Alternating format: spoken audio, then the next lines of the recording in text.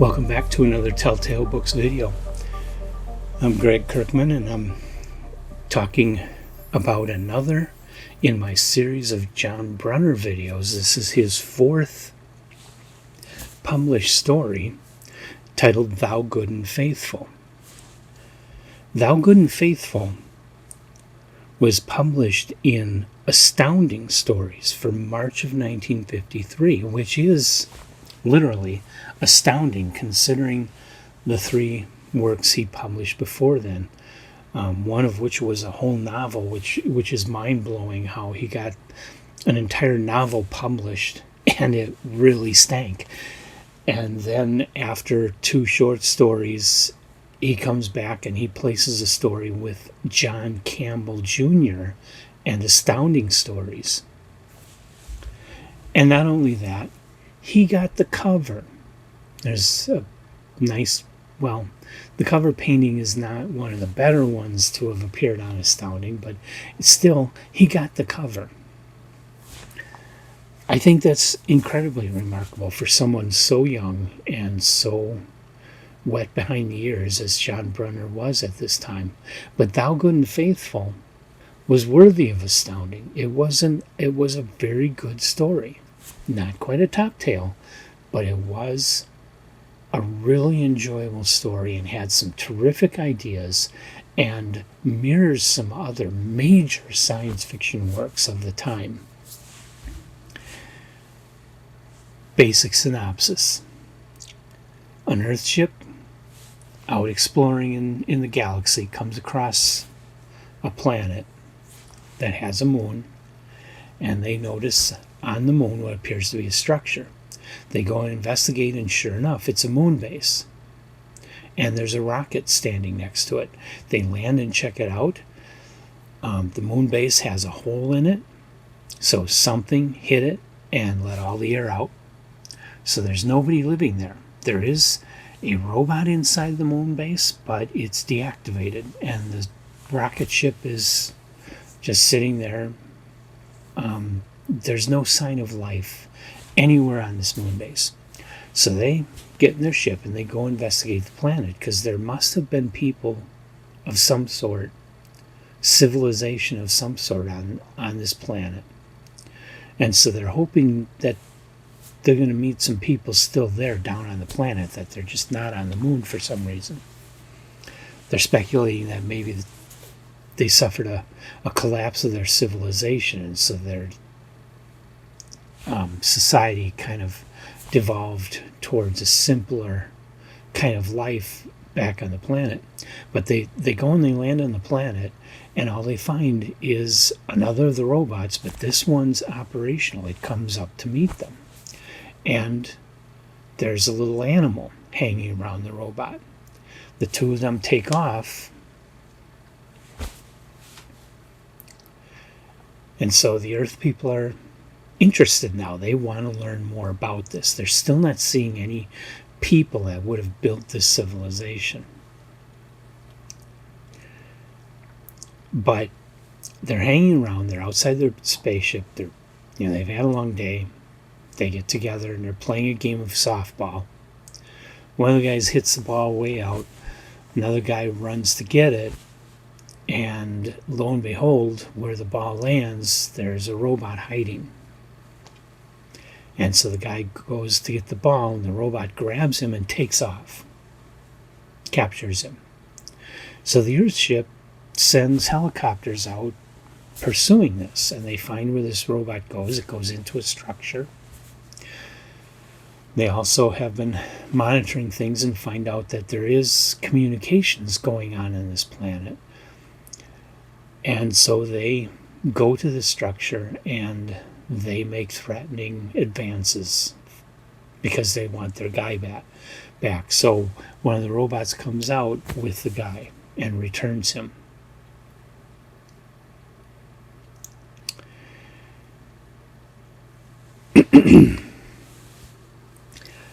I gotta try and do this without spoiling it. It's worth reading, even if it isn't a classic top tale. It's still worth your time to read. It's a good story.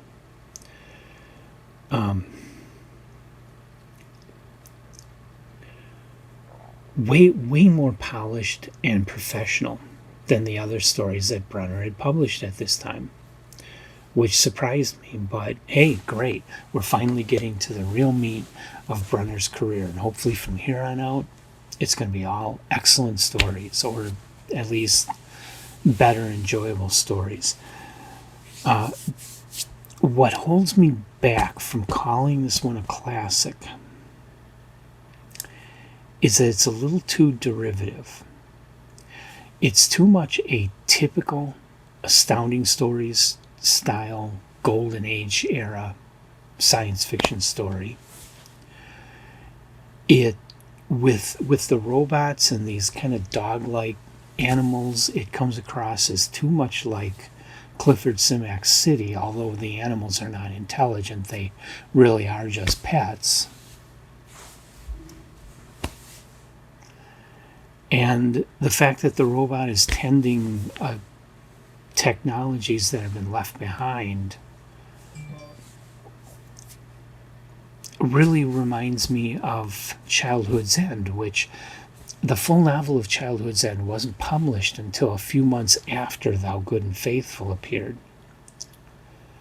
But it's almost like Brunner and Clark had been talking, because very similar ideas between Childhood's End and Thou Good and Faithful. Childhood's End just went a lot farther and did a lot more with it and made a much more powerful novel out of it.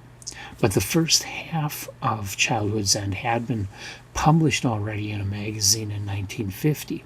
So Brunner easily could have known about what Clark was doing. Though I don't know that for sure. He might have come up with this completely independently, but it just sounds too much like City meets Childhood's End.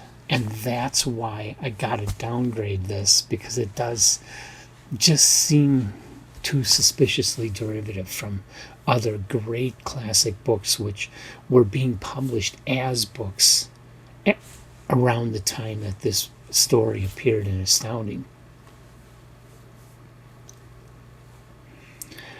But as far as reading the story, all that really has nothing to do with anything. It's an enjoyable story. It's a cool little science fiction story. And very, like I say, very well done. I mean, you're not going to find super deep characterization, but it's just a novelette. So, the characterization is about as good as you can expect. One thing that you'll notice here, which you're going to notice in a lot of 40s and 50s and even 1930s science fiction, is that spaceships tend to feel like, spaceship crews tend to feel like submarine crews from a World War II movie.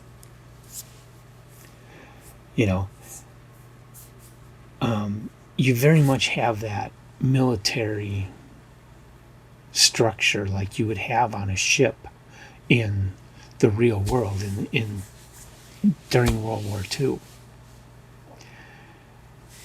And it's got to be understood that movies like Run Silent, Run Deep, or The Enemy Below were huge movies and were influences on everybody, including science fiction authors.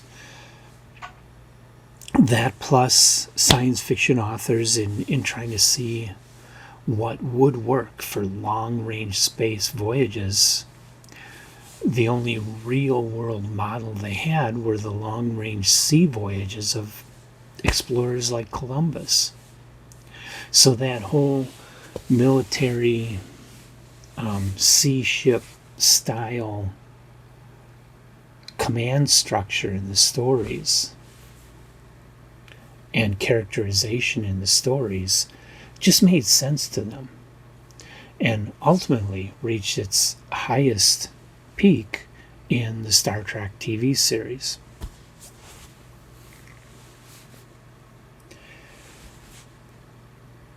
So when you read a lot of these stories from back then, you're going to run into that same situation a lot, that same kind of ship command structure on the spaceships. You'll see that a lot. So, just so you know, if you get a hold of the original Astounding from March 1953, the story was not published as by John Brunner. It was published as by K. Houston Brunner. And an alternate version, I'm not exactly sure where, but it was published elsewhere under the name of John Locksmith. So you might have it and not know it. Thou Good and Faithful is the title.